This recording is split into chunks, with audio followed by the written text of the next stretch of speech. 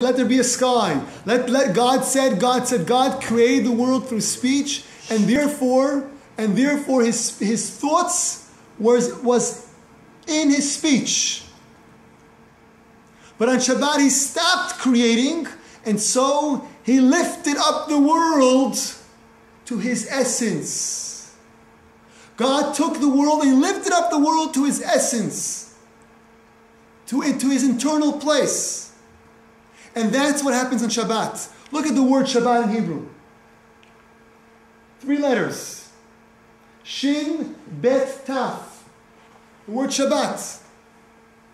Same words. Scramble it. Same letters, you see.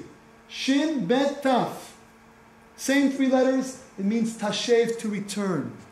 Because what happens at 7:07 is God takes the world, and all of us can join him if we want. And he takes it and he turns it to its essence. He lifts up the world to a place that's closer to God's. That is what Shabbat is all about. So yes, Shabbat is a day of rest, that I'm there with my family, and I'm physically resting, emotionally resting, but it's also a time if I want to join the bandwagon, I can simply turn off that switch or turn off that phone, and I join that bandwagon, and the entire world is uplifted to a deeper, more meaningful, a place that's closer to God's. As Mark said, I now become part of the real reality, the essence of God. So it's not just God is returning to his essence, but rather the world. God is taking the world and returning the world to its essence, the purpose of the world. That's why it's the end of the week. It's the end of the week because that's the goal. Sunday I start my week in order to get to Shabbat, the goal of the week. And so Sunday through Friday, it's like we're outside God in the palace. It's like we're outside the palace. We see there's a palace, I'm outside. The world is on a lower place. And we're outside and we work. We work hard, and you physically feel it. That you're sort of disconnected with your reality, with who you really are, because you're just involved with your routine. Wake up, kids, school, buses, chores, activities, work, after school, homework, bedtime, dead, sleeping. That's my day. Is that your day too? Pretty much everyone's day, right? How come only women are saying yes? The men are like, no, I go to work. We're all zombies. We're sleeping now. Shabbat is I go into the throne room. Shabbat is I go into the throne room. I'm in the throne room with God. During the week, I'm outside the palace. On Shabbat, I'm given the opportunity to actually enter the throne room and spend time with God himself. That is the essence of Shabbat. And I'm going to conclude with a story. It was a great rabbi whose name was Rav Shmelk of Nikolsburg. Rav Shmelk of Nikolsburg lived, it's a true story, approximately 250 years ago. Was not a wealthy man, not at all. It was actually quite the contrary. And although he wasn't wealthy, he had this great passion, this great desire to always help anyone that crossed his path. Anyone that crossed his path. If someone came to him asking for money, he would put his hand in his pocket, take out his wallet, empty the wallet, and give it to the person. That's how he was. Unfortunately, there wasn't always a lot of money inside there, but it doesn't matter for him. As long as whatever he was able to give the person, he gave the person. When there was a time that he didn't have any money in his pocket, it bothered him to no end, he ran around finding something to give to this person. And his wife knew this. She I guess, was running the house, because he couldn't be allowed to be responsible for the house, because there wouldn't be any house if he would be responsible for that. And so she would hide things from him, because if she wouldn't, there'd be no money. So she would have hiding places And he would find the hiding place, and she would find a new hiding place, and a third hiding place. And when a poor person would come to the house, knock on the door, he would answer the door, and he would say, sorry, no money in my pocket, just 1 minute, give me a few minutes.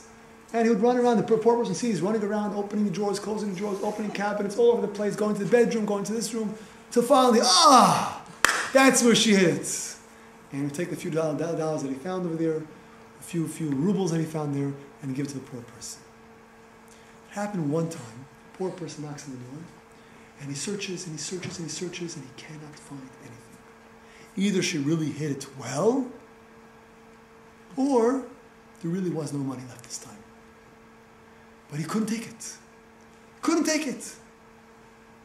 Not to give a poor person something cannot be. So he keeps on searching until finally he finds his wife's only piece of jewelry. A necklace that she was given as a gift from the in-laws by the wedding day. Her only piece of jewelry. He finds it. Yes! Finally, I have something to give to the poor person. He takes it. He goes to the poor person and says, here, go buy some bread. Great story, huh? Don't you agree? Such a good husband. Tzaddik, right? Don't you want your husband to do the same thing to you? Find your jewelry and then... Isn't that against Allah? This is the story. This is the story. A few minutes later, the wife walks in and she sees he's so happy. She says, what are you happy about? I just gave the poor person some money. She goes, which money? We don't have any money. I didn't hide anything this time because we didn't have anything this time. That's why I couldn't find any money. I looked all over the place. I couldn't find anything. Yes, because there was no money, she says. So what did you give him? And she starts to get a little nervous. What do you mean? I went to the room and I found your necklace. My necklace! You gave the poor person my necklace? Do you know how much it's worth? It's not a few rubles. It's worth 5,000 rubles. Are you out of your mind? He goes, oh my gosh. It's worth so much. He runs out of the house and he runs after the poor person. And the poor person sees the guy running. He goes, he's changing his mind. So the poor person starts to run away and he's chasing him. He's, wait, stop. Until finally he catches up. He says, what do you want? Hanging his pocket. What do you want? What do you want? So he goes, the necklace. Do you know how much it's worth? I don't know. It's worth 5,000 rubles. When you sell it, make sure you don't get a penny less. True story. Why am I telling this story is sometimes we get something. This poor person gets something. We don't know the value of it. We don't know that it's worth anything. You're going on the beach and you see a stone, garbage, dirty stone. You don't realize that you just rub it a little bit and you really found a diamond or a precious ruby or a gem. You get a gift, you give it to a child, a gift, and the child is looking and says, what is this? This is it's a piece of plastic. I don't know what to do with it. Although children today know exactly what to do with these things.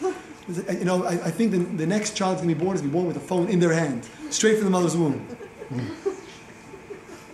Or something, not this, something else, whatever it is. You tell the child, I gave this, do you know what this is? This is valuable, it's expensive. Don't play with it too much, don't break it, don't take it to school. Be careful with it if you want to tell the child this is something valuable, it's something precious, what you can use it for. It's not a hammer, it's not a toy, it's not a bouncing ball. You can do so much more with it. So we started the class with the Gemara which said that God told Moshe Rabbeinu, I have this precious gift in my treasure house. I want to give to the Jewish people and go and tell them. We must also recognize and realize the true and inherent value of this gift of Shabbat. And if you recognize the value, you keep whatever you're holding on your level of observance of Shabbat, whether you're holding level 1 or level 100, recognize the true value and appreciate it and utilize it for all the simple reasons and all the deep reasons, but take it for what it's truly worth. Shabbat Shalom. I hope this Shabbat will be a little bit more meaningful, a little more special. And please join us next week, same time, same place, for the second class in this lecture series.